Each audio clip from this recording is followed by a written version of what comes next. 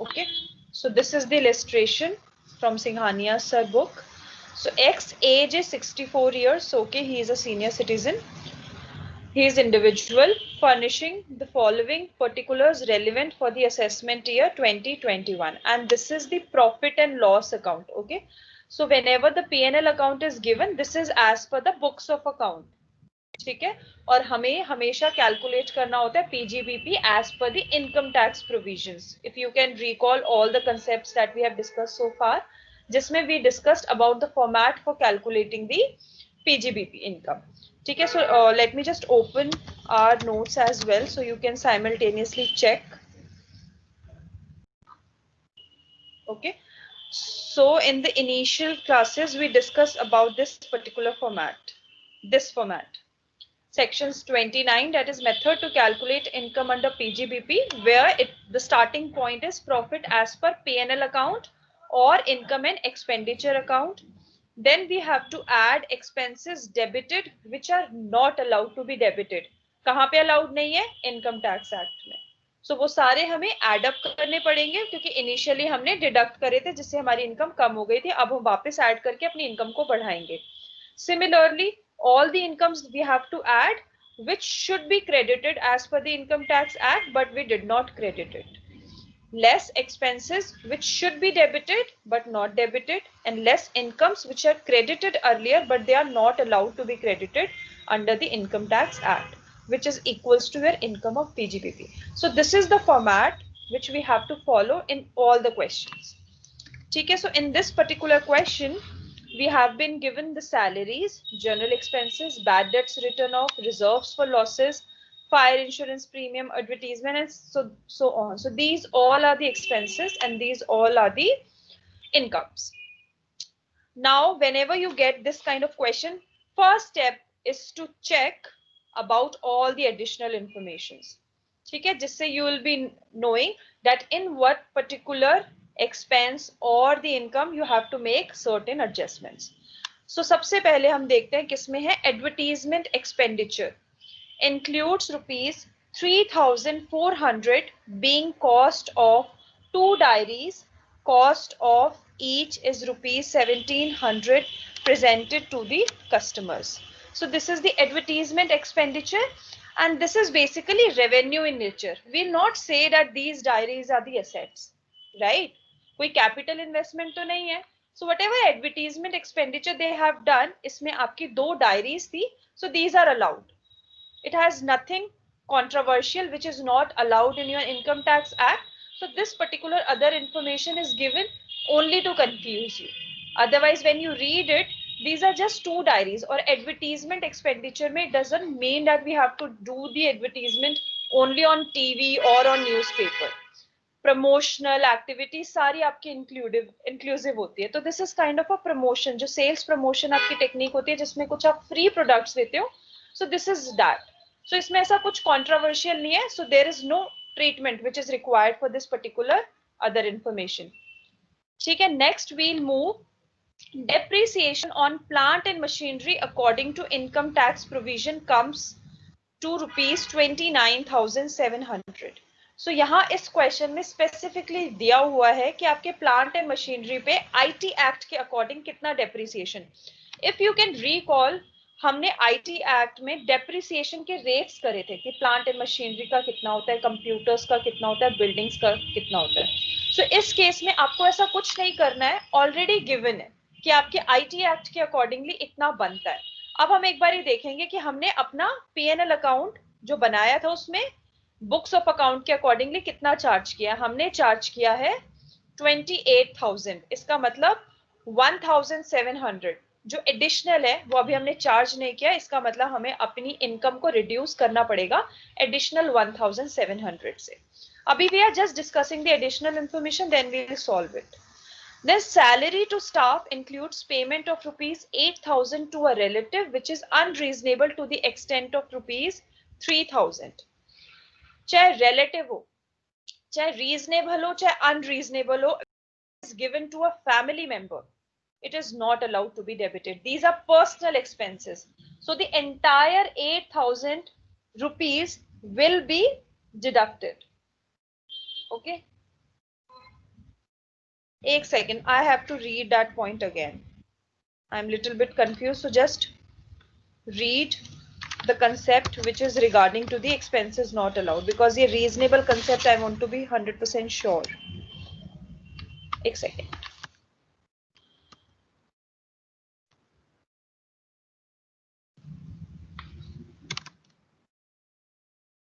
Expenses not deductible, where the assessee incurs any expenditure in respect of which payment has been made or is to be made to certain specified persons, that is relatives or close associate of the assessee, and the assessing officer is of the opinion that such expenditure is excessive or unreasonable. Okay, so relatives में entirely नहीं आएगा, only that portion which is excessive or unreasonable.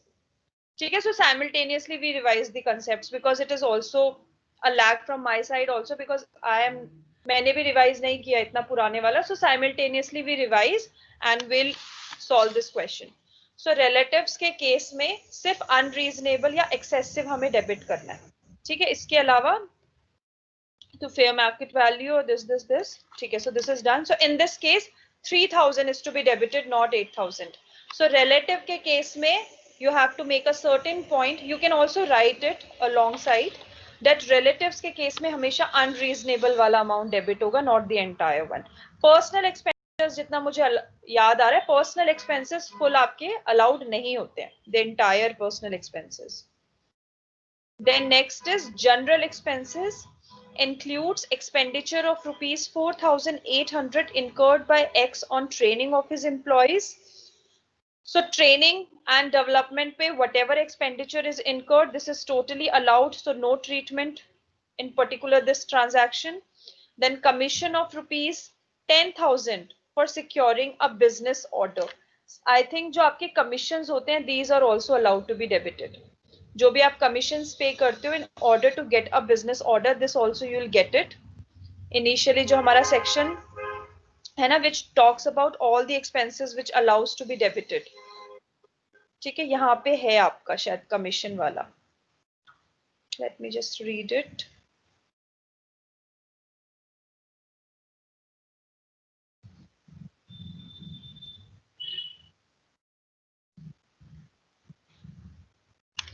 So let me just search this because I think I have read it somewhere.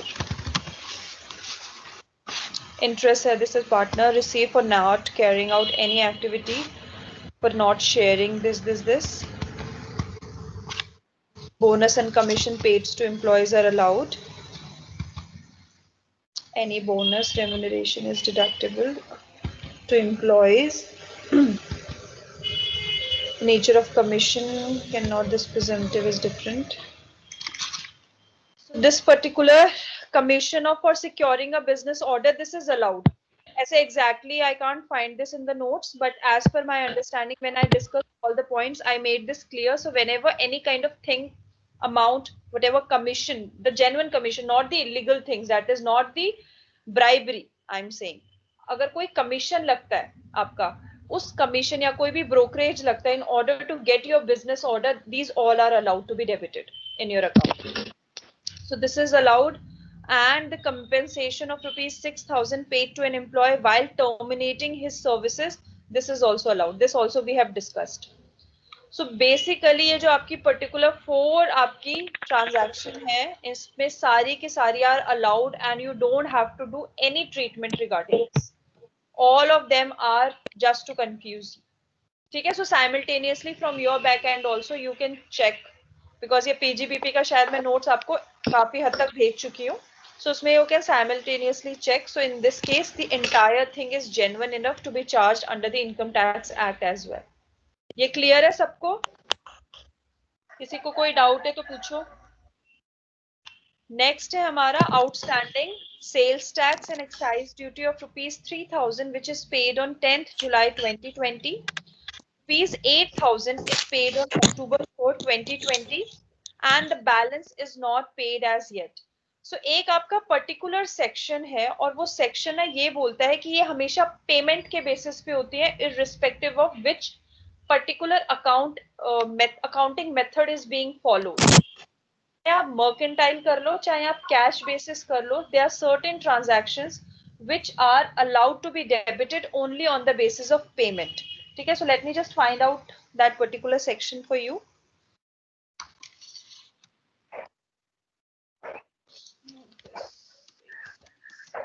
I'll just show you, जिससे हमारे concepts भी revise होते जाएंगे.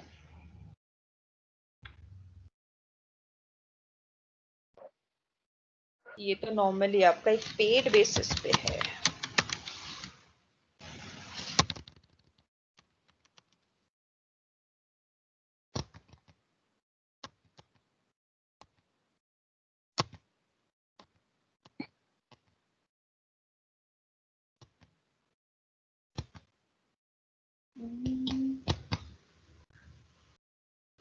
कुछ और है.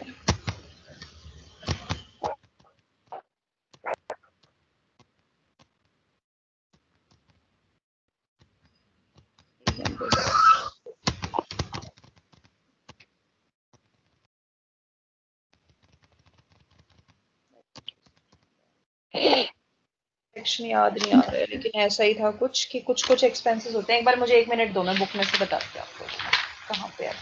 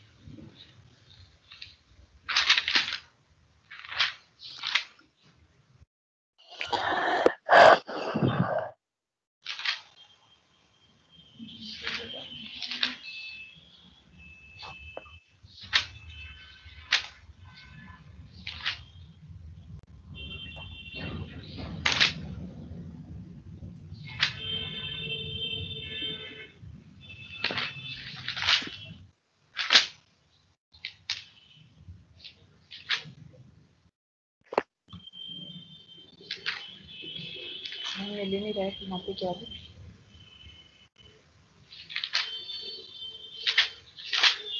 मुझे मिल नहीं रहा है. I will show it to you. अभी फॉर द टाइम बीइंग जो आपके कुछ कुछ अमाउंट्स होते हैं जो आपके कैश बेसिस पे होते हैं, इसका मतलब अगर आपने वो relevant previous year relevant assessment year में पे कर दिए हैं तो आपको मिल जाते हैं, नहीं तो आपको नहीं मिलते हैं. सो यहाँ पे उसकी ड्यू डेट क्या है? फाइलिंग ऑफ रिटर्न इज 31 जुलाई 2020. और उससे पहले इसने क्या क्या फिल कर दिया है? इसने 3000 पे कर दिया है, उसके बाद इसने 8000 भी पे कर दिया है. दैट इज टोटल उसने 11,000 ऑफ रुपीज पे कर दिया. और इसमें आपको डिडक्शन कितनी मिलेगी?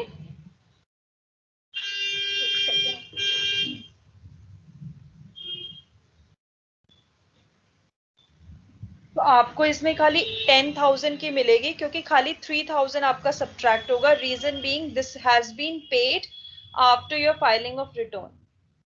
इसमें ड्यू बेसिस नहीं होता. आपके जो भी सेल्स टैक्स, एक्साइज ड्यूटी, कुछ कुछ आपकी पर्टिकुलर पेमेंट्स होती है. अभी मेरे को जैसे ही मिल जाएगा, इस क्लास में मिल जाएगा, कहीं ना कहीं तो है वो सेक्शन इन माय नोट्स, जिसमें it is written that what all are the entries which have to be taken care of only on the basis of cash basis.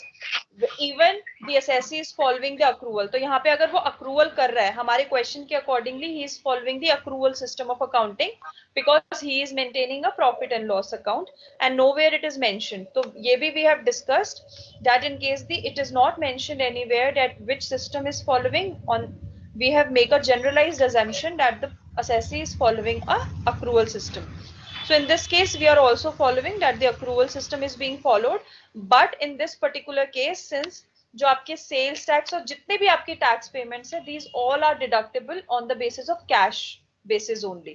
So यहाँ पे भले ही उसका accrue हो चुका है sales tax पूरे साल का, for example उसका 13,000 accrue था, but pay कितना किया है? खाली 3,000. तो 10,000 आपका फिर वापस add कर देंगे. ये आपका IT provision कहता है. मैं आपको सेक्शन बता दूंगी, अभी मुझे मिल नहीं रहा है. सो इसके अकॉर्डिंगली खाली 3,000 होगा, बाकी 10,000 नहीं होगा और वो वापस ऐड हो जाएगा. ठीक है. Next is income of from company deposits is ₹12,000. So this the other sources income. This is not PGBP. This is the interest he is getting from the deposits. So whenever deposits interest are there, it is falling under the income from other sources. So again, it will be subtracted. This is an income, so it should be subtracted. It should not be credited as per the IT provisions. Then, okay, this is the insurance policy. So let's just do this question. Okay, so I'm doing this in Excel only.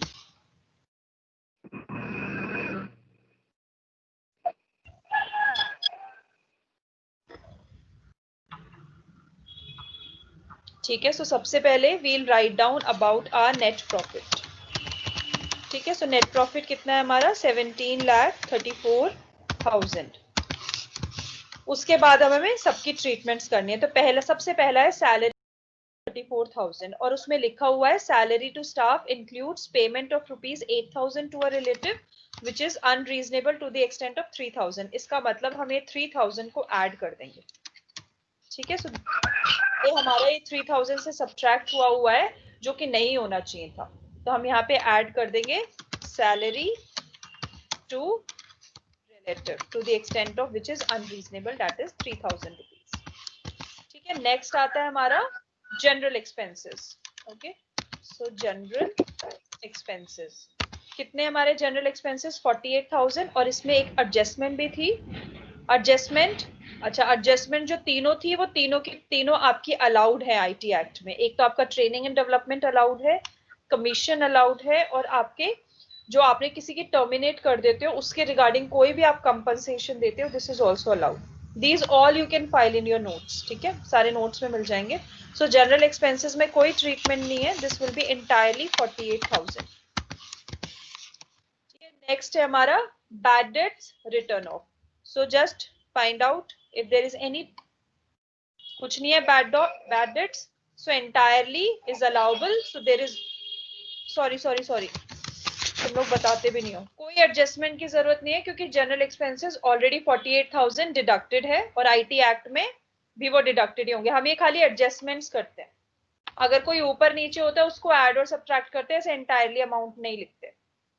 ठीक है, सो यहाँ पे bad debts return of 50,000 है, इसकी भी जरूरत नहीं है क्योंकि ये आईटी एक्ट में भी अलाउड है आपके और ये आपके सही इसको डेबिट किया हुआ है. नेक्स्ट है आपका reserves for losses 2,000. Now any kind of reserve that we make, this is capital in nature and in our PGBP we have already made a point that all the revenue expenses should come here. So यहाँ पे reserve for losses should not be allowed to be debited. So we have to add that back. So यहाँ पे reserve for losses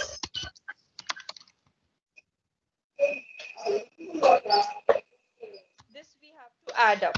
So 2,000. Clear है ना सबको? Save नहीं करते. Fire insurance premium. So this is for office premises. और कोई भी हमारा fire insurance premium से regarding कोई adjustment नहीं था तो we are not looking into it. Then advertisement. Advertisement 2,200. So advertisement भी it's allowed. Then outstanding advertisement, this is also allowed. We don't have to make any adjustments because these all are allowed. क्योंकि accrual system follow कर रहा है. अगर हमारा assessee तो हम भी आईटी एक्ट अक्रूवल के हिसाब से ही बना रहे हैं. तो उसने जो करंट था जो आउटस्टैंडिंग था दोनों के दोनों उसने अलाउ करे हुए हैं तो हम भी अलाउ कर रहे हैं. ठीक है, then interest on x capital. Now x is who? He is the partner.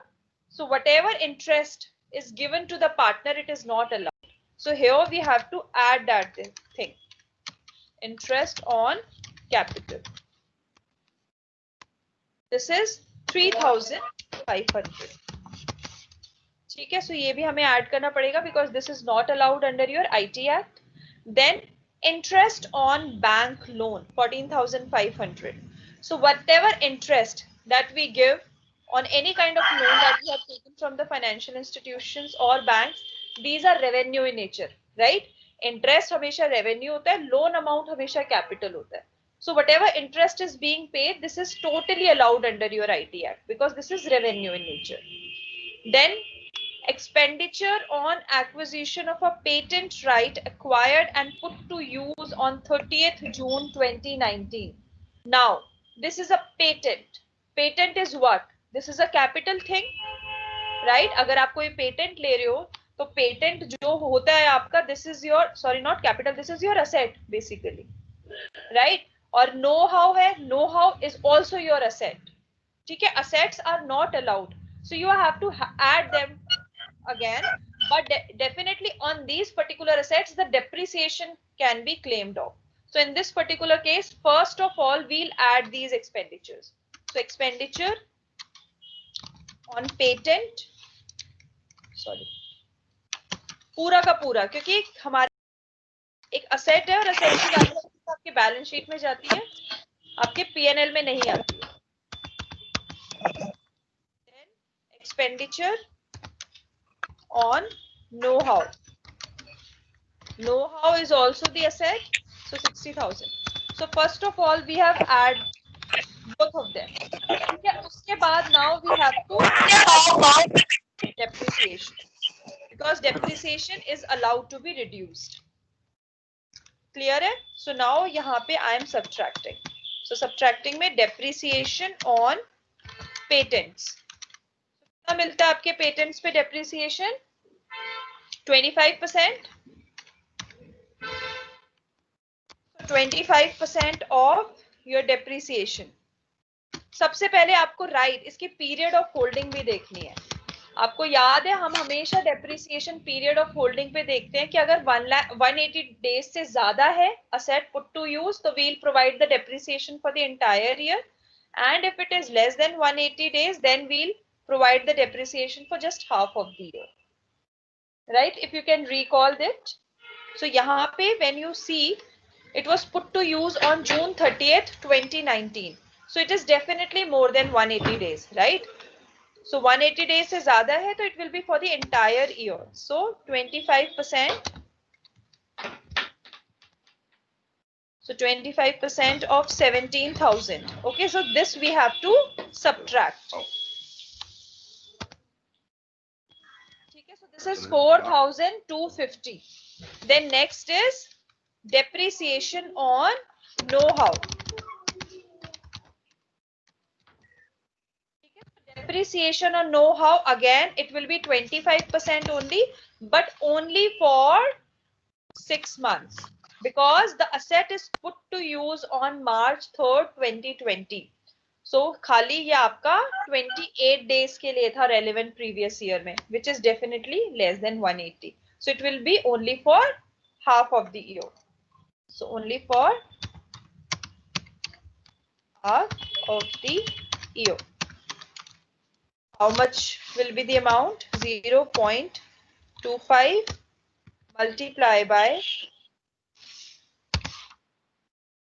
multiply by 60,000 multiply by 0.5. So this is 7,500. Is this clear, the depreciation part? क्योंकि patents and know-how are your assets. So assets की cost हमने add कर दी because these are not allowed to be reduced. So जो भी हमारे expenses थे उसमें पहले हम add कर रहे हैं, तो हमने पहले पूरी cost add कर दी, उसके बाद depreciation is allowed. So depreciation many a times will be hidden in the question, and you have each particular block know-how, copyrights, it is 25%. Clear? Then depreciation on plant and machinery 28,000, or it is written that it should be 29,700. So 1,700 हमें additionally subtract करने पड़ेंगे. So this is the excess depreciation on plant and machinery, which is 1,700. Next is provision for outstanding sales tax and excise duty. यहाँ पे we have already discussed that only 3,000 is allowed to be debited because it was paid in before filing the ITR, due date of filing the ITR. In this case 10,000 कुछ 8,000 बाद में ITR के बाद पे करा हुआ है, और 3,000 कितने बचे आपके, 2,000 अभी भी आपके ड्यू हैं। तो इस केस में हम 10,000 आपके पूरे माइनस कर देंगे because these are not being paid before the due date. Sales tax not paid before the due date. Sorry add होगा आपका. This will not be subtracted क्योंकि initially हमने इसको add subtract कर दिया है, which should not be the case. This should be added up. Clear है सबको यहाँ तक? कोई डाउट है तो बच्चे पूछ लेना please.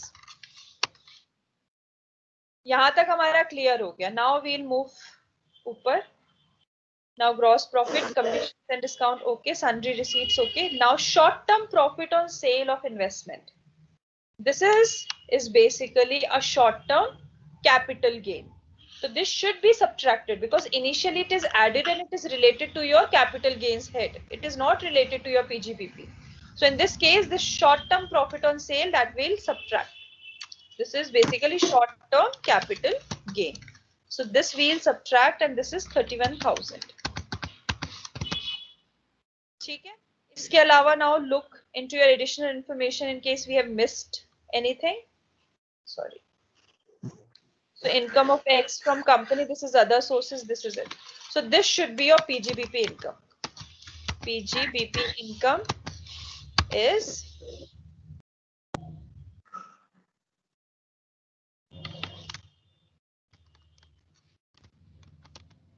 this is 17,85,050. So this should be the answer of your PGBP. Is this clear to everyone? Any doubts? Please ask me. क्योंकि हम लोगों के लिए PGBP हम लोगों ने थ्योरी अच्छे से हम नहीं कर पाए हैं.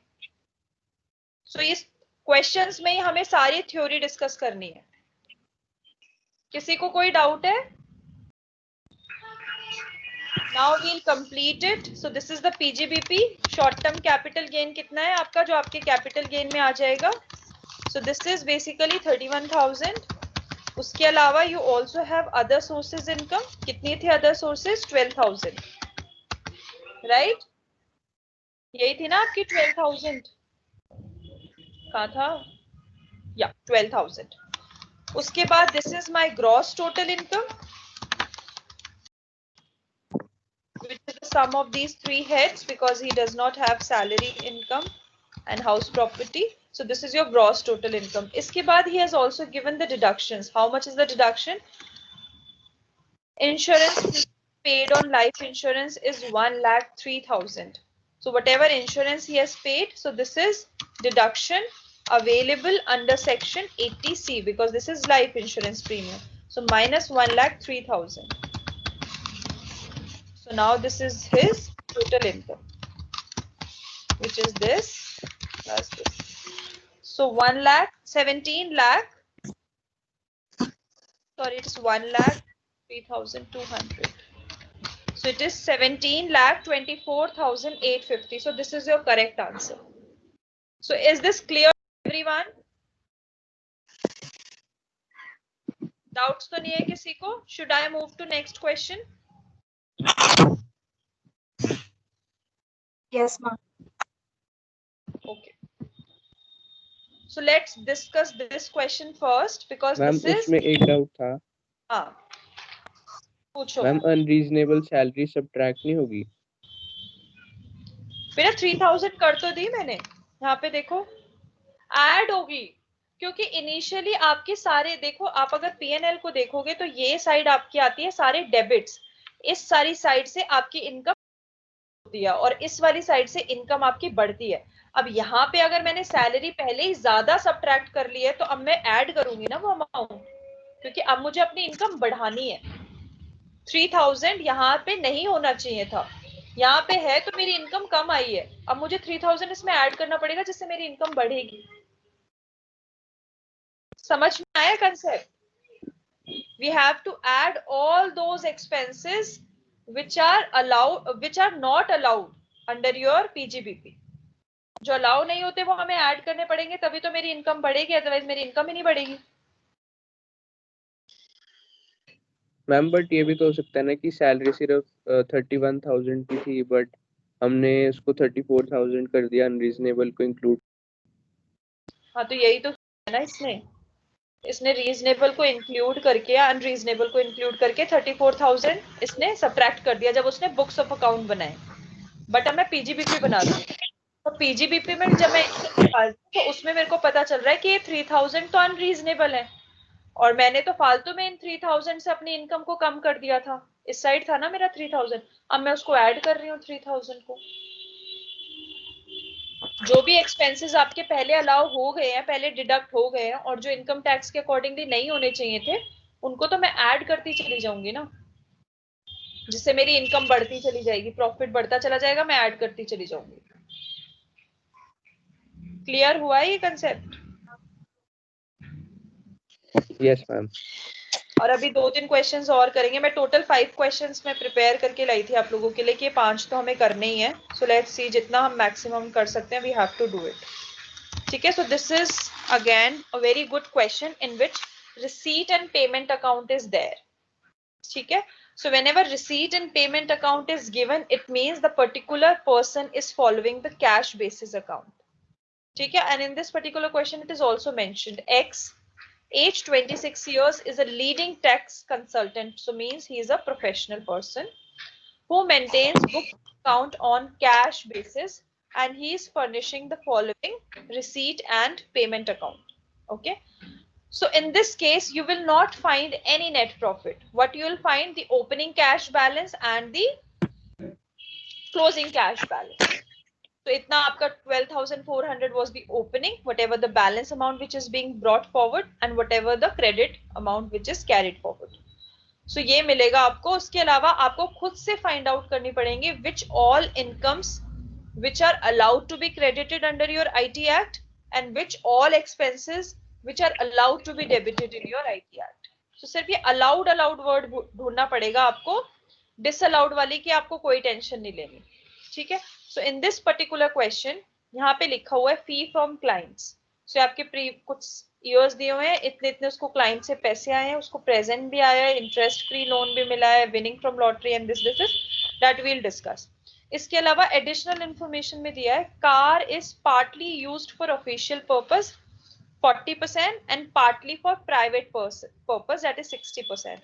This we have already discussed while doing the PGBP theory, that only official purposes, all the expenses which are related to official purposes are allowed, not personal expenses. तो यहाँ पे जहां पे भी कार आएगी वहां पे हमें खाली 40% ही लेना है, 60% नहीं लेना है, and we have to determine his this PGBP income. So let's do this question.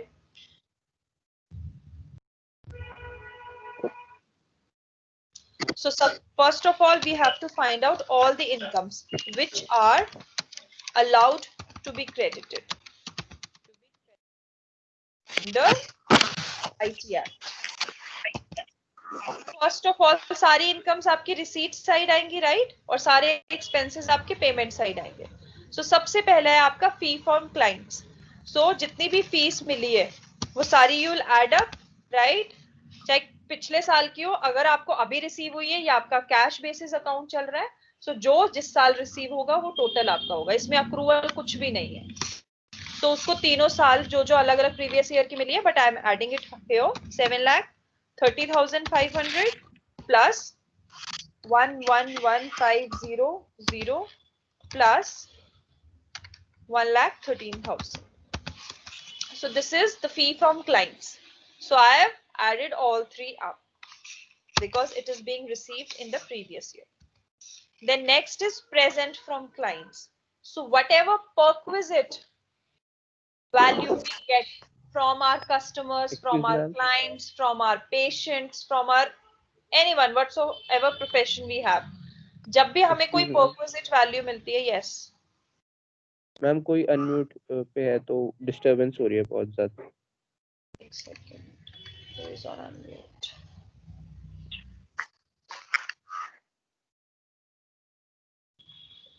Okay, I have muted.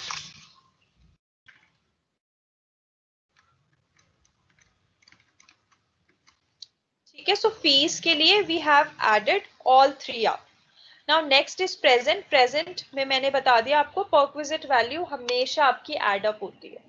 आप कोई भी चीज अगर in kind आपको कोई देता है तो whatever the fair market value that particular thing is having, that will be added in your PGBP. Now in this case he is having the presence from clients. हम लोगों ने इसमें एक डिस्कस किया था example about a doctor, treatment किया था तो उसने उसके फीस तो दी, उसके अलावा उसने उसको एक एम्बुलेंस गिफ्ट में दे दी। सो उसकी मार्केट वैल्यू थी एम्बुलेंस की फॉर एग्जांपल 7 lakhs, तो वो भी हमेशा ऐड होती है। So in this case whatever the present, whatever non monetary thing the assessee is receiving from his clients, from his customers, from his patients, or from anyone, so it will be added up. So in this case, presents. So perquisite value of presents will be added up. So this is 24,000. ठीक है, next ध्यान से पढ़ना, interest free loan from a client for purpose of a car. अब उसने client से क्या लिया, इंटरेस्ट फ्री लोन। ठीक है, इंटरेस्ट क्या होता है, interest is revenue in nature, और रेवेन्यू इन नेचर मीन्स आप कैश बेसिस कर रहे हो, तो if interest payment is being made it will be allowed as a deduction, if it is not made it is not allowed as a deduction. तो in this case it is interest free loan, इसका मतलब आपको interest नहीं पे करना है। अगर आप पे ही नहीं कर रहे हो तो फिर इसका यहाँ पे कुछ भी एडअप नहीं होगा। क्लियर है सबको? इसने एक लोन लिया है अपने क्लाइंट से, और जो लोन लिया है वो किस लिए लिया, उसने एक गाड़ी खरीदी है उसके लिए। ठीक है, और गाड़ी का हमें पहले ही बता दिया कि ऑफिशियल पर्पस के लिए 40% है, 60% उसके पर्सनल एक्सपेंडिचर्स के लिए। बट यहाँ पे इंटरेस्ट फ्री लोन है, इसका मतलब उसने इंटरेस्ट कोई पे ही नहीं किया इस चीज पे, उसने खाली लोन लिया। तो लोन का ही अमाउंट है 2,38,000। अब लोन का अमाउंट तो हम कभी भी नहीं लिखते अपने पीजीबीपी में, जब हम कैलकुलेट करेंगे it is not revenue in nature, it is a balance sheet item, asset है हमारा कार, तो इसका हम कुछ भी एडअप नहीं करेंगे यहाँ पे। ठीक है, then next is winning from lottery. So winning from lottery is what, this is the other sources income. तो यहाँ पे मैं लिख देती हूँ, ये अदर सोर्सेज इनकम है आपकी विनिंग फ्रॉम लॉटरी। कितनी है आपकी, 46,000। It is a lottery income, तो ये भी हमारी पीजीबीपी में ऐड नहीं होगी। नेक्स्ट आता है आपका interest from UTI received on September 11, 2019. So this has been received in the previous year, और other sources में आपका यही होता है, whatever system you are following, the same system will be followed by the assessing officer as well. So cash चल रहा है, so cash में interest आया है, तो it is an other sources income. So you can write it here, interest from UTI. So this is 12,000. Clear? Other sources done हो गया। फिर है हमारा rent of a let out property. So this is a house property income, right? This is not a PGPP. So HP income में हम अभी लिख लेते हैं, फिर देखते हैं अगर कोई और होगा तो rent let out property is 60,000. Next है आपका share of income from a firm. So this share, whatever profit you get from a company or from a firm, all these dividend incomes are exempted. These all are your exempted incomes. जो आपकी जो भी ये होंगी ना, ये other sources में आते हैं आपके जो भी डिविडेंड्स और जो भी होते हैं। याद है हम लोगों ने किया था डिविडेंड्स फ्रॉम पब्लिक कंपनीज सिर्फ फॉरेन कंपनीज के केस में टैक्सेबल होती हैं, अदरवाइज डोमेस्टिक जितनी भी आपकी कंपनीज और फर्म्स होती हैं ये आपकी एग्जेम्प्टेड होती हैं up till the amount of ₹10 lakhs। 10 lakhs के बाद टैक्सेबल होती है। सो इन दिस केस उसका खाली 15,000 आ रहा है, सो जो भी उसका शेयर है that is exempted.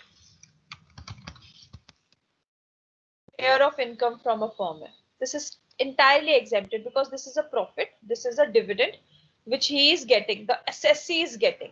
So this is entirely exempted in your IT Act. Next is purchase of a typewriter. Now typewriter. So typewriter is again an asset, so it should not be deducted, but definitely depreciation should be deducted, right? So अब हमारी incomes तो हमने सारी add कर ली हैं, अब हम इनके एक्सपेंसेस को सब्ट्रैक्ट करते हैं। So सबसे पहले हम डेप्रिसिएशन निकालते हैं टाइपराइटर,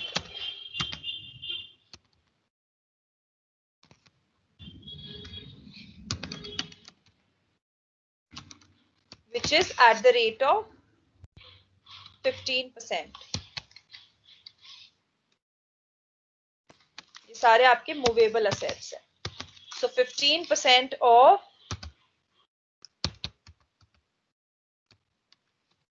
6,000 1000 rupees, right? 6000 का था आपका, so 900. So 900 is the depreciation for typewriter. Purchase हम नहीं करेंगे because this is an asset. Then next comes car expenses. Car expenses कितने 18,000 और कितना लिखा है ऑफिशियल पर्पस के लिए खाली 40% यूज है. So expenses on car only at the rate of 40%. So 40% multiply by 18,000. So 18,000 only is allowed to be reduced in your IT Act. Okay. Next is office expenses. Office expenses कितने हैं आपके 40,000 और कुछ नहीं है official expenses, so entire will be allowed.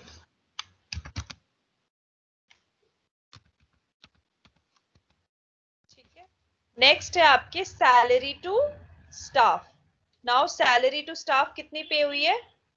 अच्छा, एक तो आपकी करंट ईयर की है, एक असेसमेंट ईयर की भी है, एक प्रीवियस ईयर की भी है, but the person is following the cash basis account. So whatever has been paid in the previous year, irrelevant of which previous year it belongs to, we'll give the entire deduction on the entire amount. So this is 32,000 and 11,000. So this is 32,000 and 11,000. दोनों की मिल जाएगी. ठीक है. So this is salary to staff. Next है आपका expenses in respect of let out property. So this is regarding to your house property, not PGBP. So let me just move the sheet a bit. Okay. So expenses में देखो क्या expenses है? Municipal taxes. So municipal taxes definitely are allowed to be reduced. कितना पे किया उसने? 2000. उसके बाद आपका NAV आ गया, क्योंकि रिपेयर्स, इंश्योरेंस, भाई इनकी स्टैंडर्ड डिडक्शन मिलती है 30%. ये ऐसे नहीं है आपके सब्ट्रैक्ट होते. So this plus this is your NAV minus 30%, which is the standard deduction.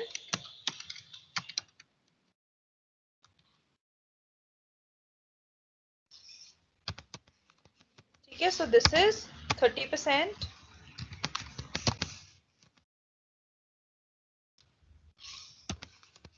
So this is your income from house property.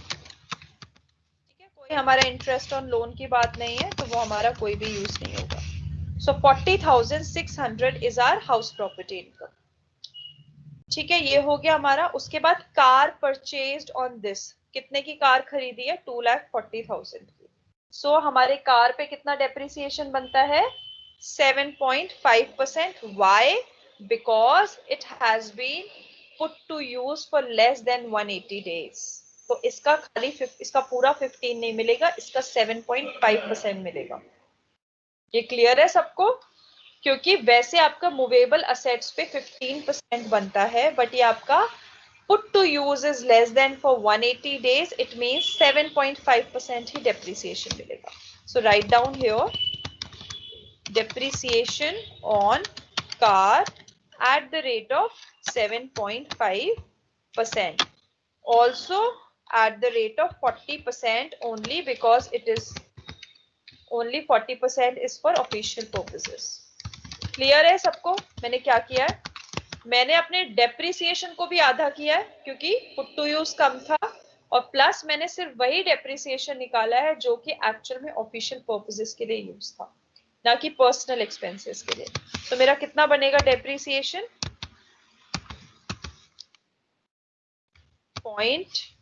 7.5 है ना. सो 0.075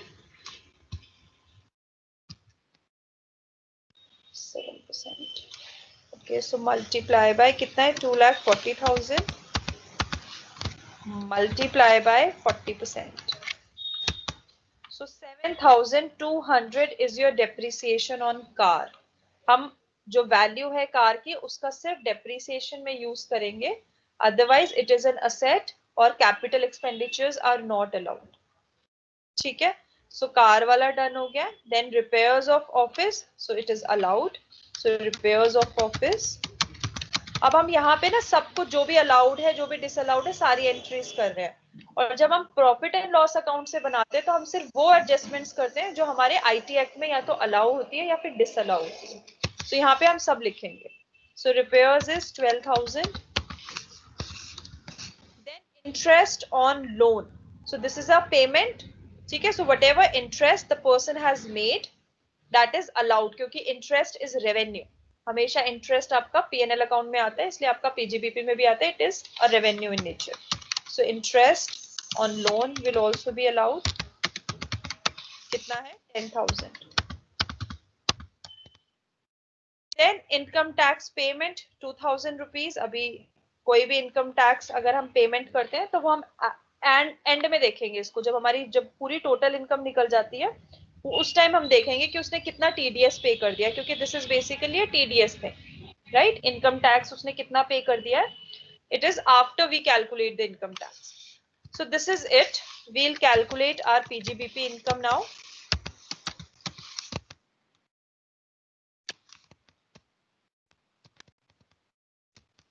So it is coming out to be 8,58,700. ठीक है, this is other sources income and this is fee income. Now we'll calculate our total income.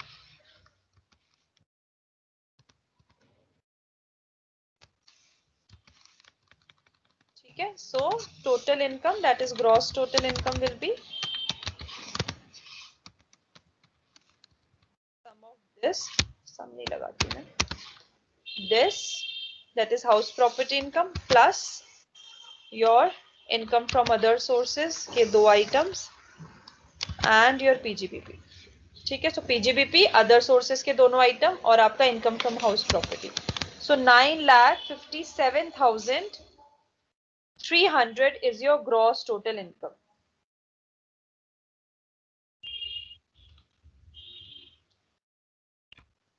Matching. अच्छा sorry, तुम लोग ना मुझे revise भी नहीं कराते हो. ये जो तुम्हारा यूटीआई का interest, this is also exempted.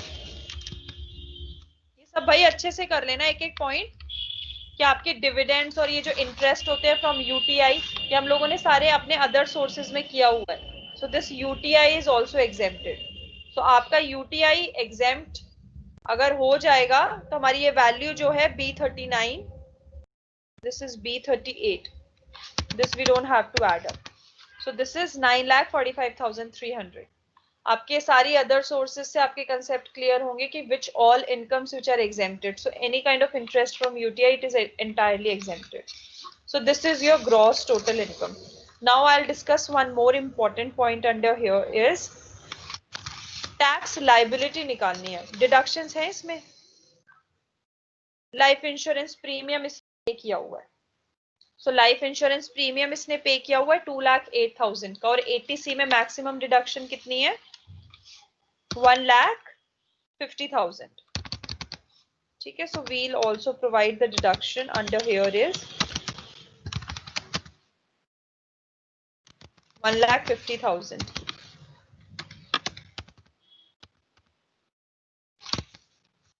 This is मेरी tax,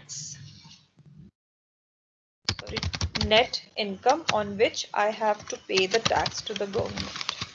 So this is my income, 7,95,300. Now very important point to discuss here. Now we have to calculate the tax liability, and for calculating the tax liability, first of all we have to take a note of on which particular transactions we are getting the income. So PGBP ठीक है, flat हमें आ रहा है, उसके बाद house property भी हमें flat आ रहा है, बट जो अदर सोर्सेज है, लॉटरी इनकम, अगर आपको याद हो लॉटरी इनकम का आपका टैक्स रेट स्लैब रेट्स के अकॉर्डिंगली नहीं होता है, it is on the basis of 10%. If you can recall that particular thing, कि हम हमेशा अदर सोर्सेज की विनिंग फ्रॉम लॉटरीज को 10% डिडक्ट करते हैं और उसका सेपरेट ट्रीटमेंट होता है और आपके स्लैब्स वाले का सेपरेट होता है. ठीक है, सो यहाँ पे ध्यान से देखना, इस पर्टिकुलर पॉइंट को जो नेट इनकम है उसको मैं अब डिवाइड कर रही हूँ.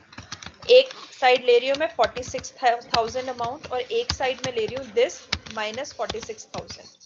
क्योंकि ये पर्टिकुलर अमाउंट 7,49,300 ये पर्टिकुलर अमाउंट मेरा स्लैब रेट्स के अकॉर्डिंगली होगा, ठीक है, और ये पर्टिकुलर अमाउंट मेरा ऑन द बेसिस ऑफ 10% जो भी फ्लैट रेट है। तो इसका मैंने 10% निकाला, इट इज 4600। अब मैं इसको स्लैब रेट्स के अकॉर्डिंगली करूंगी। तो स्लैब रेट्स क्या कहते हैं मेरे, initial 2,50,000 it is nil. Next है मेरा नेक्स्ट पे एट द रेट ऑफ 5%, ठीक है, so which is ma'am 12,500। Yes lotteries पे यस 30% नहीं होता? नहीं बेटा 10% है लॉटरीज पे, 30% तो किसी पे भी नहीं था जब हमने करी थी income from other sources.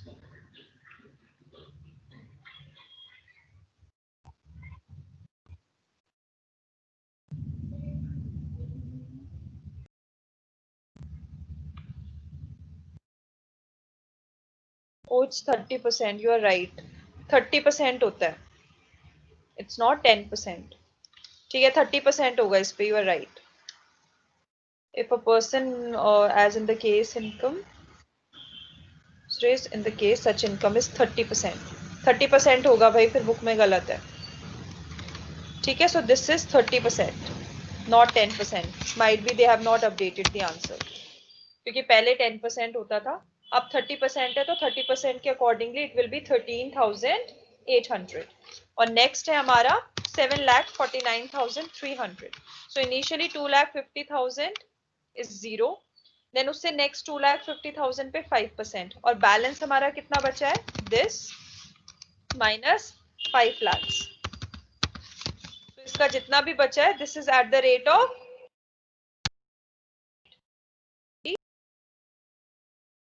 now you have to add the tax liability which is आपकी विनिंग फ्रॉम लॉटरी को अलग ऐड करोगे और अपने स्लैब्स वालों को अलग ऐड करोगे। So this is coming out to be 76,160। नहीं, इट्स मैचिंग 30% ही होगा, फिर I was under the wrong impression. It is matching with the book, 10% नहीं है, this is 30%। So now you have got your tax liability. Now what you have to do, you have to deduct the tax payment which you have already made.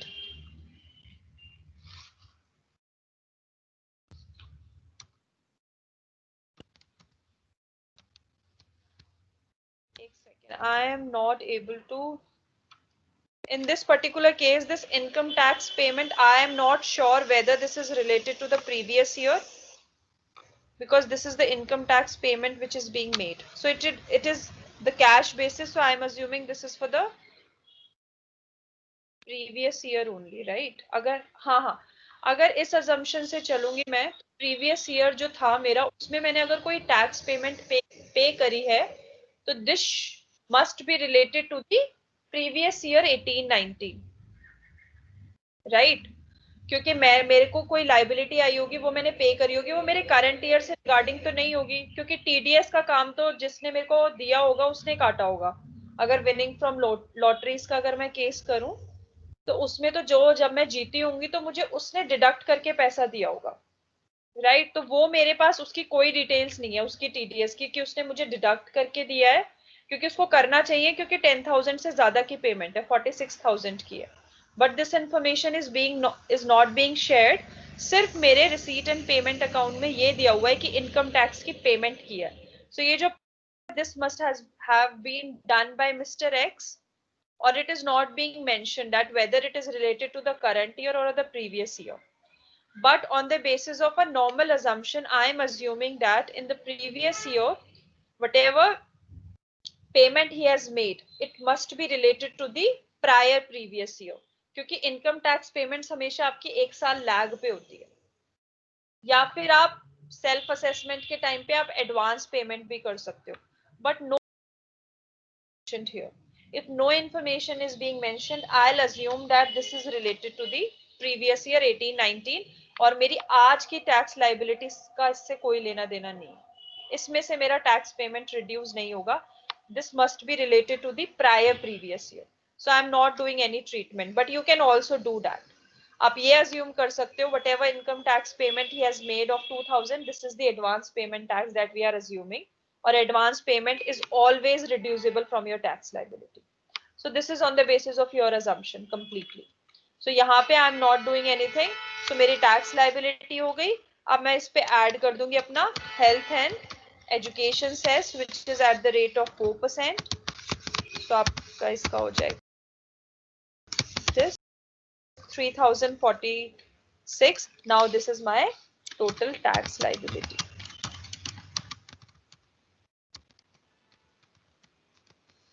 This plus this 79,206.4. Clear है सबको? कोई doubt है? Is this question clear? Because this is a very common question. You will either get this particular receipt and payment account wala question, or you will get a question on income and expenditure or the profit and loss account. So both the questions are clear. Should we move to the next question?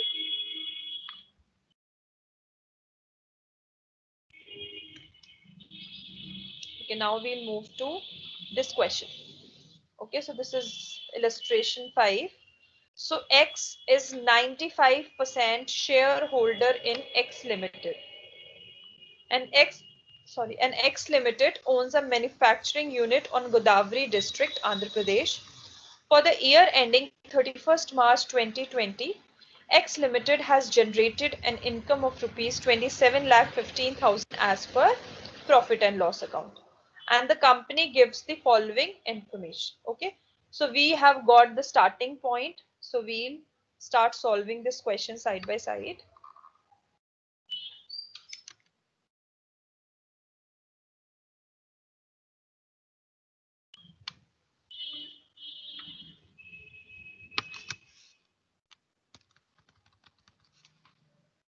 Okay, so net profit as per P&L account is 27,15,000. Okay, now we have to add all the expenses which should not be allowed, and we have to add all the incomes which are allowed but not credited.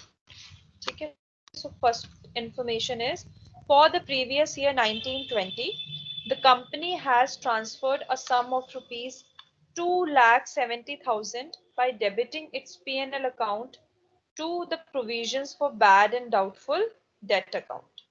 A business debt of rupees 1 lakh is written off by debiting to its provision for bad and doubtful debt. Now just recall the concepts that we have discussed about the bad debts and the provisions. So bad debts हमने कहा था कि if it is related to the previous year, it is allowed. But provisions के regarding में we have specifically discussed that provisions are allowed only in case of banking and financial institutions. We have discussed a particular table regarding that, if you can recall. उसमें जो provisions हैं as per your income tax act, these are only allowed for the bank and financial institutions. And here nothing is being mentioned that X Limited, is it a bank or is it a financial institution? Nothing is being mentioned. So on a safer assumption, we are saying it is not allowed. Because it is not being mentioned, and these are allowed only for specific entities. So this is not allowed. Means this 2,70,000 which is debited earlier, in order to make this provision, it should not be allowed and it should be added back. ठीक है, so add back करेंगे हम provisions for doubtful debts, which is 2,70,000. It should be added क्योंकि allowed ही नहीं है ये. Then उनको actual में बैड डेट कितना हुआ है, ऑल्दो उन्होंने कैसे इसको डेबिट किया, पीएनएल से चार्ज नहीं किया, उन्होंने प्रोविजन से चार्ज किया, right. When we create provision, we make an entry of PNL to provision, and then whenever the bad debts occurred, we make a entry of provision to bad debt, right. So in this case जो actual में उसको bad debt हुआ 1 lakh rupees का, वो उसका provision से हुआ. इसका मतलब हमारे पीएनएल अकाउंट पे नहीं चार्ज हुई है, बट इट शुड बी. हमारी बीपी इनकम खत्म होनी चाहिए थोड़ा 1 लाख रुपीस से, क्योंकि वो आपने चार्ज किया नहीं तो इनकम हमारी ज्यादा आ रही है. तो अब ये 1 लाख में सब्ट्रैक्ट करूंगी यहाँ पे, सब्ट्रैक्ट दी बैड डेट्स, क्योंकि बैड डेट्स अगर इसी क्वेश्चन में मेरे पीएनएल से होते ना तो मैं कोई एंट्री नहीं पास करती, वो बिल्कुल ठीक होता, बट ये मेरे provisions for bad and doubtful debt से हुए हैं, इसलिए मैं आप सब्ट्रैक्ट कर रही हूँ अपने इस प्रॉफिट में से, क्योंकि ये मेरा सब्ट्रैक्ट हुआ नहीं है प्रॉफिट, और जिससे हुआ था वो मैंने पूरा ऐड कर दिया 2,70,000। क्लियर है सबको? Next comes on April 15, 2019, the company deducted tax at source on rent of rupees 2 lakh pertaining to the previous year 14-15. This amount was disallowed from the previous year 14-15 on account of non-deduction of TDS during 14-15. The tax so deducted is deposited on 25th October 2019. Now we have discussed all the provisions regarding that whenever in a particular situation where TDS is required to be done and if it is not done, or if it is done but not being deposited, we don't allow that particular income to be whatever TDS, whatever income that you have got into your PGBP. But this time, although it is related to the previous year, but it is being received in the current year. So now we'll deduct that particular TDS. This is what? This is TDS, tax deducted at source. Tax, yes, tax deducted at source, जिसमें हमारा 2 लाख पहले हम लोगों ने TDS काट के नहीं दिया था, इसलिए उन्होंने हमें अलाउ नहीं किया। अब हमने करके डिपॉजिट कर दिया, तो अभी हमें अलाउ करना चाहिए, तो अभी हमें अलाउ करेंगे। So this 2 lakh will be subtracted from my PGBP. This is not an income because I have already paid a tax on that particular payment. It was not allowed to be debited, जिससे मेरी income ज्यादा थी और फिर मैंने ज्यादा पे tax किया था। अब जब मैंने टीडीएस डिपॉजिट कर दिया तो अब ये मेरी अमाउंट अब मेरी इनकम से सब्ट्रैक्ट होनी चाहिए, जिससे मुझे अब कम टैक्स पे करना पड़े। ठीक है, सो यहाँ पे मेरी सब्ट्रैक्ट होगा ये particular thing. This is a TDS, TDS on rent कितना है ये? 2 लाख रुपीज। ये मेरी सारी सब्ट्रैक्ट की कैटेगरीज है। ये क्लियर है सबको? क्योंकि हमने कंसेप्ट किया था जिस जिस जगह पे टीडीएस इज कंपलसरी और वहां पे अगर टीडीएस या तो डिडक्ट नहीं हुआ है या फिर डिपॉजिट नहीं हुआ है, उस केस में वो अलाउ नहीं होता है डेबिट होना, और फिर अलाउ नहीं होगा डेबिट तो आपकी इनकम ज्यादा होगी, आपको टैक्स ज्यादा पे करना पड़ेगा। Now third point, rupees 55,000 is paid in cash for purchase of raw material. The payment is, however, made on a bank holiday on 15th of August 2019. Now, this is very important. ये आपका आता है section 40A में। उसमें क्या कहते हैं कि पर्टिकुलर चीजें हैं जिनकी पेमेंट आप कैश में नहीं कर सकते, आप उसकी हमेशा पेमेंट या तो एनईएफटी करोगे या क्रेडिट कार्ड, डेबिट कार्ड, किसी भी फॉर्म में करोगे electronic payment, but it should not be electronic नहीं, मतलब आप चेक भी काट सकते हो, बट कैश में नहीं होनी चाहिए। अगर वो कैश में होगी तो हम अलाउ नहीं करेंगे उसको डेबिट होना, मतलब हम उसको ऐड कर देंगे, आपकी इनकम बढ़ जाएगी, आपको टैक्स ज्यादा पे करना पड़ेगा। बट उसकी कुछ एग्जेम्पशंस हैं। उसकी एग्जेम्पशंस ये हैं कि वो अगर बैंक हॉलीडे पे हो रहा है आपके किसी भी रीजन की वजह से, तो उस टाइम पे अगर आप कोई कैश पेमेंट कर रहे हो तो वो आपकी अलाउड है।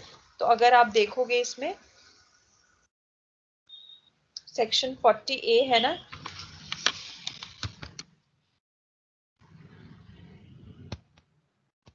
बड़ा वाला ए है, दिस वन। सो इसमें हमारा ये पॉइंट है, आई थिंक 3 है ये, लेट मी जस्ट चेक।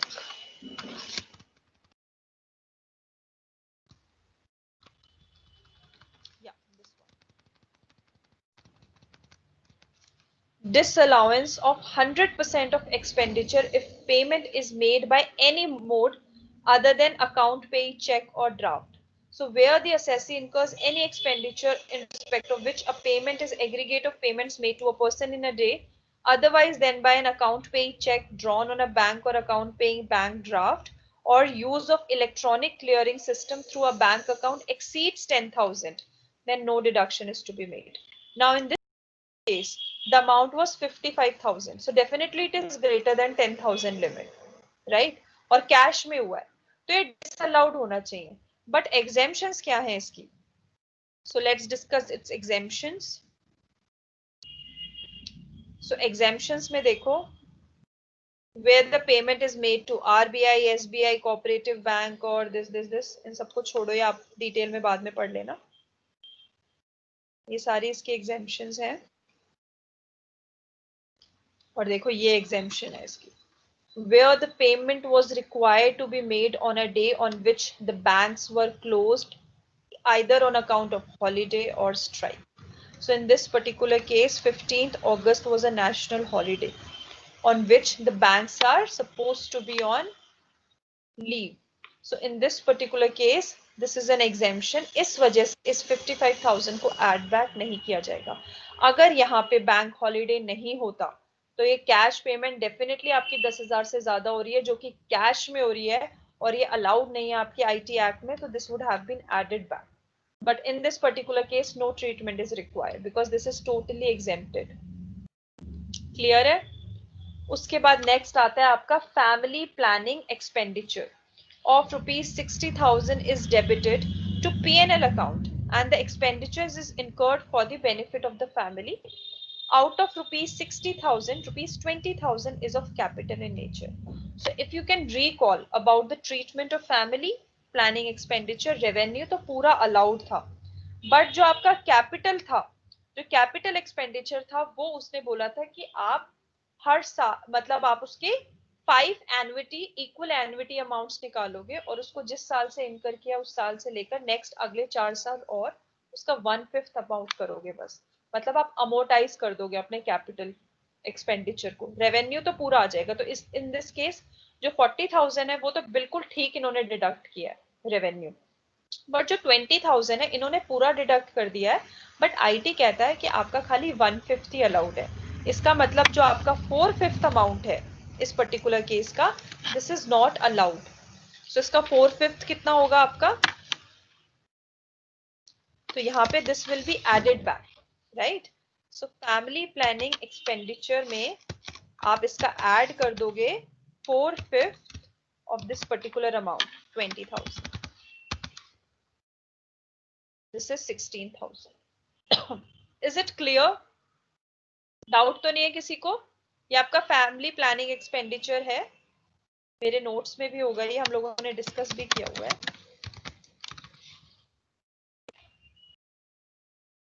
ठीक है. सो ये देखो हमने एग्जाम्पल भी किया था. रेवेन्यू तो पूरा होता है बट जब कैपिटल इन नेचर होता है तो खाली 1/5 होता है और उसके बाद वो बैलेंस 4 इक्वल इंस्टॉलमेंट्स में अगले सालों में शुरू हो जाता है डिडक्ट होना. इस वजह से इसका खाली 1/5 ही हमने इस साल अलाउ किया, जो बाकी 4/5 था वो हमने सारा ऐड कर दिया है क्योंकि वो अलाउ नहीं है आईटी एक्ट में. नेक्स्ट है आपका under voluntary retirement scheme for the company this a compensation is this is not allowed, this is not in your syllabus. Voluntary retirement schemes आपके सिलेबस में नहीं है और इसका भी कुछ ऐसा ही ट्रीटमेंट होता है कि कुछ 1/4 आपका डिडक्ट हो जाता है, उसके बाद आपके इक्वल इंस्टॉलमेंट्स होते हैं, तो ये भी आप छोड़ दो.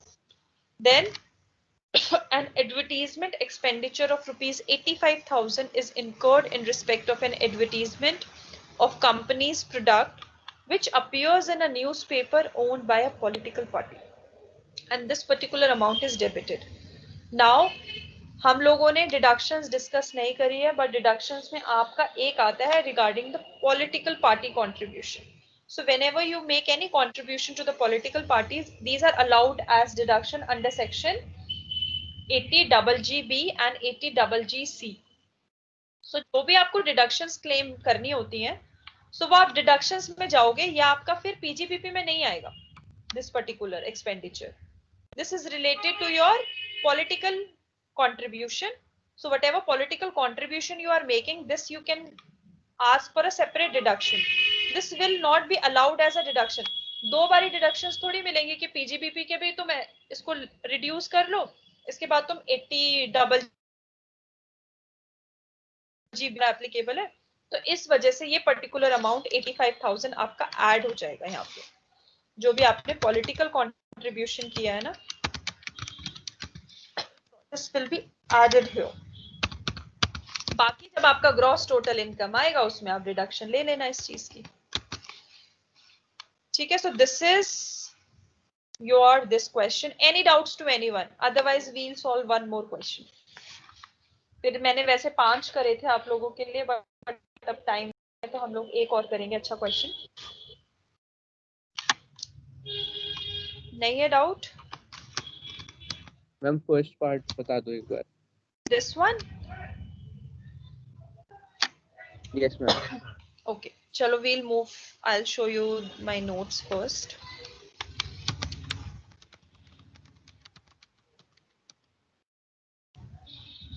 देखो, हमने बैड डेट्स का पॉइंट डिस्कस किया था. ये सारे हमने नॉर्मल डिडक्शंस करी थी which are allowed to be debited under section 36 of the IT act. उसमें हमने कहा था जो भी बैड डेट्स है ना, वो जितने भी हैं सारे अलाउड है आपके. This amount can be claimed if the bad debts are incidental to the business and it should have been taken into account while calculating your income.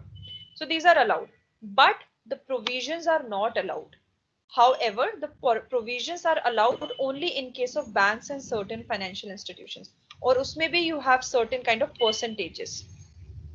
ठीक है, कि schedule बैंक होगा तो कितना आपका gross total income और aggregate का percentage calculate करके you can make the provisions. ठीक है.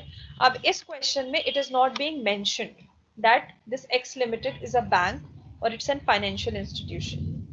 If it is not mentioned, then we will not allow this particular provision to be debited from the P&L.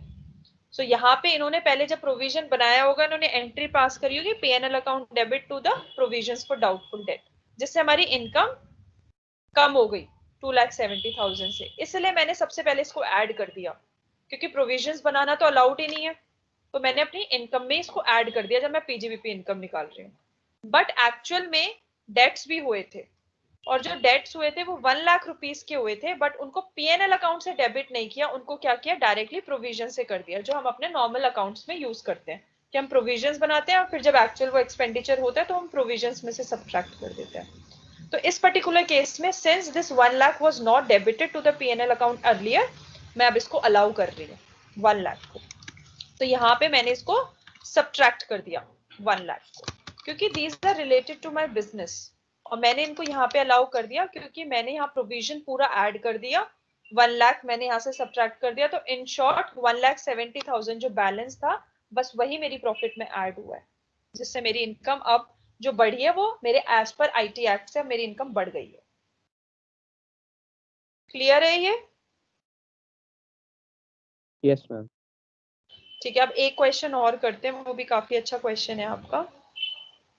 This question मैंने ये वाला आप लोगों को कराया हुआ है, ये वाला करते हैं. ठीक है, वैसे थोड़ा बड़ा है but let's do it fast.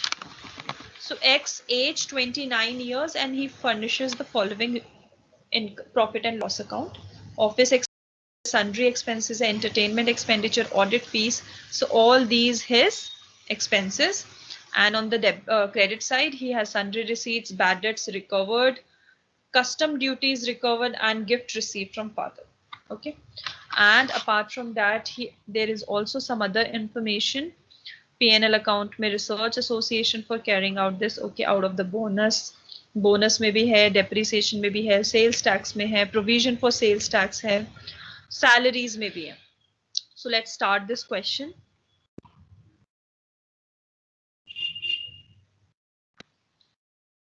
Okay, so net profit, सबसे पहले हम अपनी initial figure उठाएंगे. कितना है मेरा profit? 5,82,600.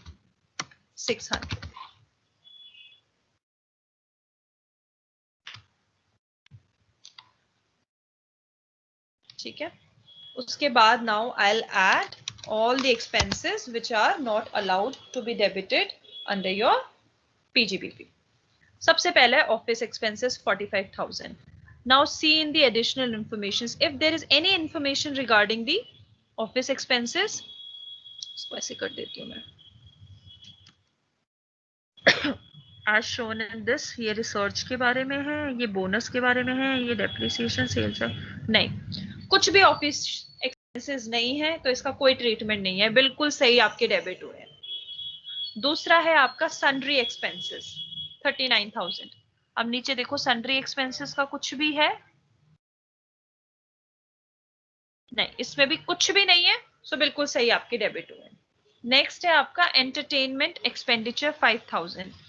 Is there any information regarding the entertainment expenditure? No.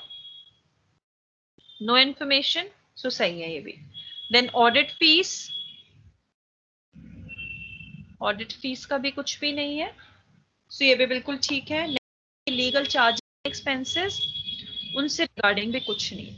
So कोई इंफॉर्मेशन नहीं है, तो अभी हम इनको कुछ किसी को भी नहीं छेड़ रहे हैं, बिल्कुल आपके पीजीबीपी के अकॉर्डिंगली सही डेबिट हुए. नेक्स्ट है आपका extension of building. Now this building it is definitely capital in nature, right. आप कुछ एक्सटेंशन करा रहे हो, आप कुछ कंस्ट्रक्शन करा रहे हो बिल्डिंग का, so this should be capital in nature and it should be added. So अभी I am just adding everything, उसके बाद देखेंगे डेप्रिसिएशन कैसे निकालना है. तो एक्सटेंशन ऑफ बिल्डिंग कितनी है आपकी 6,000 रुपीज, तो ये हमने ऐड कर दिया. उसके बाद है depreciation on plant and machinery and there is some information. So they are saying the appreciation on plant and machinery and extension. यहाँ पे already they have included this extension of building as per income tax provision is 19,000. और हम लोगों ने कितनी दी हुई है? हम लोगों ने depreciation किया हुआ है charge 23,000. So I am adding this entirely here. मैं उसके बाद subtract कर दूंगी जो बनता है, या फिर आप कैसे भी कर लेना, दोनों का नेट इफेक्ट भी लिख सकते हो, बट अभी मैं सिर्फ ऐड वाले में लिख रही हूँ. तो मैं सबसे पहले ये डेप्रिसिएशन ऑन खाली P&M, खाली प्लांट एंड मशीनरी का पूरा लिख रही हूँ यहाँ पे 23,000. ठीक है. उसके बाद मैं यहाँ पे सब्ट्रैक्ट जहाँ होंगे ना, यहाँ पे मैं लिख जो बनता है. ठीक है. डेप्रिसिएशन क्योंकि बनेगा तो बिल्डिंग पे भी ना, खाली प्लांट एंड मशीनरी पे थोड़ी बनेगा. तो हमारी ऑलरेडी इस क्वेश्चन में लिखा हुआ है कि as per income tax provisions मेरा कितना बनता है, खाली 19,000 बनता है मेरा. ठीक है. जहां पे भी डायरेक्ट लिखा होगा वहां पे तुम्हें कुछ करना ही नहीं है, कोई डेप्रिसिएशन का रेट ढूंढने की जरूरत नहीं है, कुछ निकालने की जरूरत नहीं है कि तुम कैसे करोगे, पीरियड पुट टू यूज कितना लोगे, कुछ नहीं करना, जो गिवन है. सो इन दिस केस जो हमने अर्लियर अलाउ किया था वो मैंने पूरा ऐड कर दिया, और जो बनता है वो मैंने पूरा सब्ट्रैक्ट कर दिया.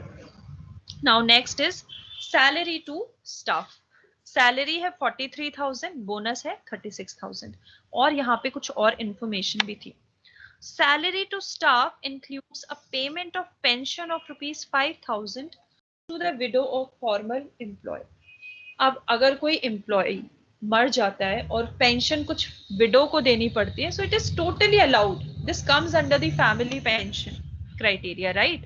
सो अगर कोई एम्प्लॉयर ऐसा कुछ कर रहा है तो इसका तो कोई ट्रीटमेंट ही नहीं होना चाहिए. So this is just to confuse you कि वो इतना पेंशन दे रहा था उसकी विडो को, बट वो जो पेंशन है this is always allowed. All types of your salary, all types of your bonus, commission, pension, everything is allowed to be debited in your PGBP as per your IT act. So यहाँ पे जो salary है इसका कोई भी treatment नहीं आएगा. This is correctly debited. जो चीज करेक्ट होती है वो हम लिखते ही नहीं है. सो ये करेक्ट है आपका. उसके बाद आता है आपका contribution towards employees recognised provident fund. So आपका जो रिकॉग्नाइज्ड होता है ये आपका अलाउड होता है, बट जो आपके अनरिकॉग्नाइज्ड होते हैं ना वो आपके अलाउड नहीं होते as per your PGBP. So this also you can find in my notes. Ma'am bonus का भी है एक. सो बोनस भी अलाउड है बेटा, दोनों बिल्कुल सही है. All types of salaries, bonus, commissions, pensions all are allowed to be debited.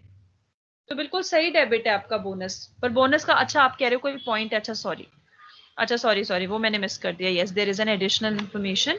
So out of bonus ₹36,000, ₹4,000 is paid during 1920 and 26,000 is paid by July 31, 2020, being the due date of furnishing the returns, and the balance of 6,000 is however paid on November 11, 2020. So in this particular case जो आपका balance है 6,000, that should be added. This should not be allowed because this has been paid. और bonus जो आपके होते हैं ना, these are never an accrual thing.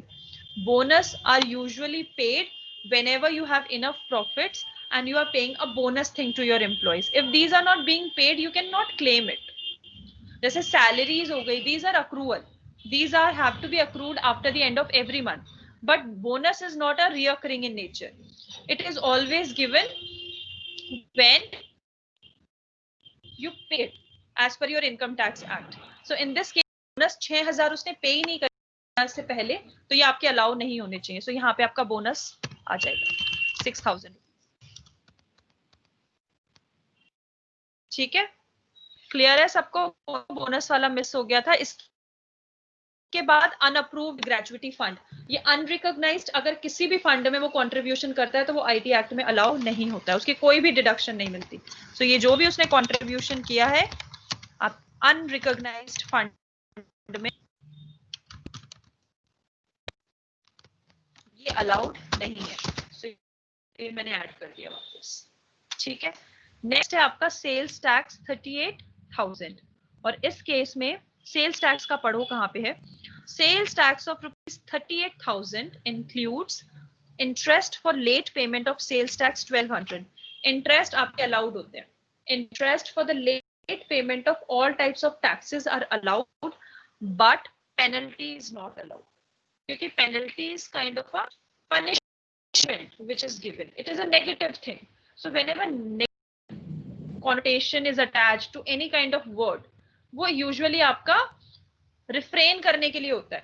जैसे पेनल्टी हो गया, कोई भी आप पे फाइन इम्पोज्ड हो गया, तो ये कभी भी यूजुअली आपके अलाउड नहीं होते, बिकॉज ये आप इसलिए अलाउ नहीं करते जिससे वो बंदा आगे वो गलती करने से बचे. तो इस वजह से जो भी पेनल्टी होती है वो कभी भी अलाउड नहीं होती है. इंटरेस्ट इज अलाउड, कि लेट पेमेंट कर रहे हो, अगर आपको इंटरेस्ट कर रहे हो तो वो इंटरेस्ट आप अपने एक्सपेंडिचर्स में डालकर आप इनकम को थोड़ा कम कर सकते हो, बट पेनल्टी को नहीं कर सकते. So in this particular case the penalty will come. Sales tax. So what is the penalty amount? It was 10,000. So the entire 10,000 will be added up. Then provisions for sales tax. So provisions कितने हैं आपके? 25,000. और इसने क्या बोला है कि provisions for sales tax represents an outstanding sales tax liability which is however paid on 10th July 2020. So this is fine because this was before your ITR, right? आपके ITR की ड्यू डेट क्या होती है? 31 जुलाई 2020. और उससे पहले ही आपने जो आपकी आउटस्टैंडिंग सेल्स टैक्स लाइबिलिटी थी उसके लिए आपने ये बनाया था और जो आपने पे भी कर दिया. सो दिस इज कंप्लीटली अलाउड. ठीक है, अगर आपने पे बाद में करी होती ना अपने ड्यू डेट से, उसके बाद हम वापस इसको ऐड कर देते कि अलाउड नहीं है, आपने प्रोविजन बना लिया और आपने यूज नहीं किया उसको. But if it is being paid, it is totally discharge before your due date, it is completely allowed. We don't have to make any adjustments regarding that. So यहाँ पे कोई एडजस्टमेंट नहीं करनी है आपको. नेक्स्ट है आपका payment to an approved research association for carrying out on scientific research.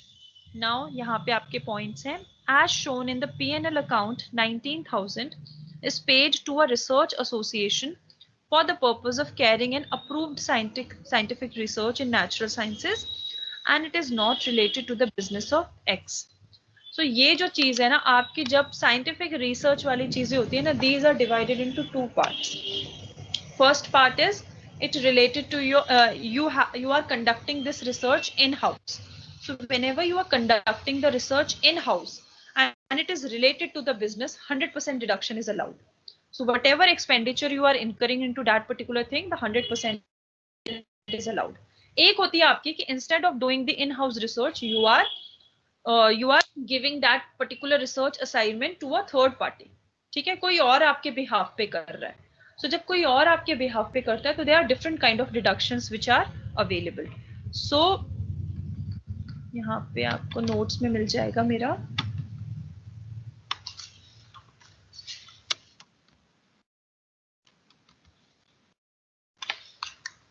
Scientific research. ये जो expenditures थे ना इसमें, और all kind of revenue as well as capital expenditures are allowed.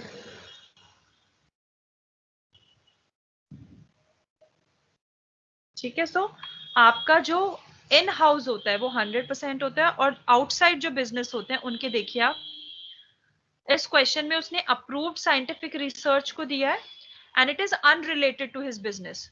सो इसमें लिखा हुआ है वेदर इट इज रिलेटेड और unrelated to the business of the SSC, what are the rates. आपका असेसमेंट ईयर ये है, दैट इज 2021. सो हमारा ये एप्लीकेबल होगा. उस केस में 150% की डिडक्शन मिलती है, 100 नहीं, मतलब 100 से भी ज्यादा. सो इन दिस पर्टिकुलर केस उसको कितनी मिली हुई है, 19,000 की, और मिलनी कितनी चाहिए उसको, 150%. सो सबसे पहले I am adding it up here, कि जिससे मैं पूरा का पूरा ऐड कर रही हूँ कि मैं ऐसे इसको दूंगी नहीं. Payment to an approved research association. ठीक है, मैंने पूरा का पूरा ऐड कर दिया, और मेरे को देना कितना चाहिए था, मुझे देना चाहिए था 150% उसको. 150% is 1.5 into 19,000. मेरे को उसको डिडक्शन 100% की नहीं देनी थी, 150% की देनी थी. This is in your app कि when you have given this assignment to a other party that is outside your business, whether it is related to your business, whether it is not related to your business, you have to give the deduction of 150%, not 100. So 100% I have added and 150% I have subtracted. ठीक है, ये आपके subtracted है, ये सारे आपके added है. But एक और चीज है, besides this X purchases a plant of ₹30,000 for the purpose of carrying out scientific research related to his business. ठीक है, अब अपने बिजनेस से रिगार्डिंग उसने कोई प्लांट खरीदा है, इन हाउस ही कर रहा है वो कोई scientific research, and neither the cost of plant nor depreciation therein is debited to the P&L account. So now this is the thing of about in-house, और उसकी cost को include ही नहीं किया. So मैं अब उसकी cost को include, right? तो मैं जब cost include करूंगी तो मेरा definitely debit होगा. So this is scientific research in-house. So जो उसका cost है, sorry, जो उसका cost है वो पूरा 100% allowed है. पूरा 100% means 30,000. पूरा का पूरा 30,000 is being allowed. ठीक है, उसके अलावा इस केस में डेप्रिसिएशंस नहीं लगते हैं. ये जो डेप्रिसिएशन दिया है, this is only to confuse you. Scientific research के लिए जो भी आप एक्सपेंडिचर्स करते हो वो पूरे आपके डिडक्शन मिलते हैं. अब आपको इस पे और एक्स्ट्रा डिडक्शन नहीं मिलेगी कि अब आप डेप्रिसिएशन भी उस पर क्लेम करो. अब जैसे हमारे कैपिटल इन नेचर थे, ऑलरेडी हमने दोनों को फुल डिडक्शन दे दी है. यूजुअली हमारे जो भी कैपिटल इन नेचर चीजें होती है हम उन पे डेप्रिसिएशन लगाते हैं और पूरा अमाउंट नहीं करते, धीरे धीरे करते हैं. बट साइंटिफिक रिसर्च के लिए स्पेसिफिक प्रोविजंस है कि हम पूरा एंटायरली कर देंगे, बट हम उस पर कोई भी डेप्रिसिएशन नहीं देंगे. तो ये आपका पूरा ट्रीटमेंट हो गया. जो बाहर वाला था उसका 1.5 150% और इसका पूरा 100%. ठीक है, so this is done. I think all these are done. Depreciation भी हो गया. Now sundry receipts. Now the bad debts recovered. If you are making any kind of recovery of bad debts, okay, this should be added.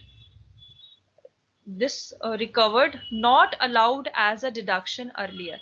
So इसका मतलब वो पहले debit नहीं हुए थे. इसका मतलब पहले आपकी इनकम रिड्यूस नहीं हुई थी और आपने टैक्स डेफिनेटली रिड्यूस नहीं हुआ था तो ज्यादा ही पे किया था, और अब आपके बैड डेट्स रिकवर्ड हो गए हैं. ठीक है, 7,100. Now this should be subtracted. जो आपकी इनकम, क्योंकि पहले वो डिडक्शन अलाउड, अगर वो डिडक्शन अलाउड होके आपको रिकवरी होते तो वो आप अपनी इनकम में ऐड करते, बट एक्चुअल में आपको वो आज जाके रिकवर हुए हैं और इसकी आपने जो डिडक्शन थी वो पहले ली नहीं थी 7,100 की. तो इस वजह से,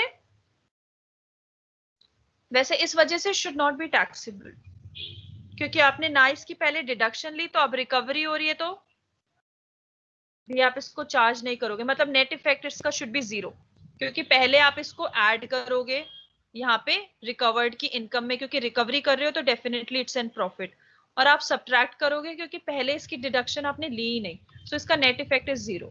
sorry, I think I have confused you. Bad debts recovery का कंसेप्ट क्या होता है? जब भी बैड डेट्स आते हैं तो हम उसको अपने पीएनएल में डाल लेते हैं और जैसे हमारी रिकवरी होती है तो हम उसको क्रेडिट कर देते हैं। बट इस केस में हमने पहले इसको डिडक्ट किया ही नहीं है, पहले पीएनएल में डाला ही नहीं है, तो आज की डेट में अगर मेरी रिकवरी हो रही है तो it's net effect is 0. So it's your wish. You can write it like this also. Bad debts recovered 7,100 और यहाँ पे आप लिख लोगे bad debts not debited earlier. So now you are debiting also because this is a loss, right? So this is now the net effect is 0. Now the custom duties recovered from ma'am the government. 7100 तो added है ना already income में, उसको फिर दोबारा क्यों add कर रहे हैं? अच्छा, yes, you're right. Should be subtracted only. You are perfect. मेरे से गलती हो गई है, क्योंकि हम लोग अभी सिर्फ पीएनएल अकाउंट कर रहे हैं तो हम लोग वो नहीं करेंगे. You are perfectly right. हाँ, सिर्फ सब्ट्रैक्ट होना चाहिए क्योंकि डिडक्शन नहीं मिली थी. ऐड हम इसलिए नहीं कर रहे क्योंकि it is already added. You are right. So इसका खाली यही ट्रीटमेंट होगा आपका. Now custom duties recovered from the government earlier allowed as deduction. So कोई भी ये रिकवरी है तो that will be added, क्योंकि हमने इससे पहले ऑलरेडी उसको डिडक्शन दे दिया. तो किसी भी टाइप की रिकवरी होती है वो जब रिकवरी होगी that will be added. So 32,500 will be added here.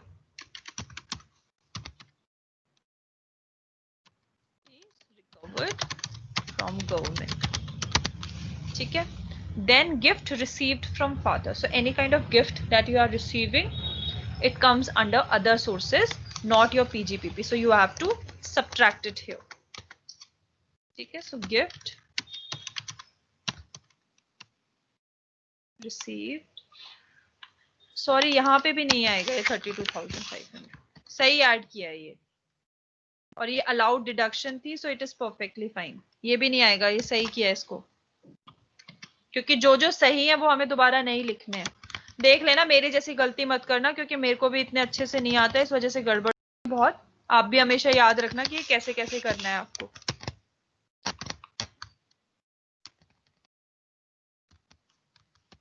ठीक है. सो यहाँ पे आपकी कस्टम ड्यूटी को बिल्कुल सही किया. अगर वो पहले डिडक्शन अलाउड नहीं होती तो डिडक्शन दे देते, बट अब जरूरत नहीं है.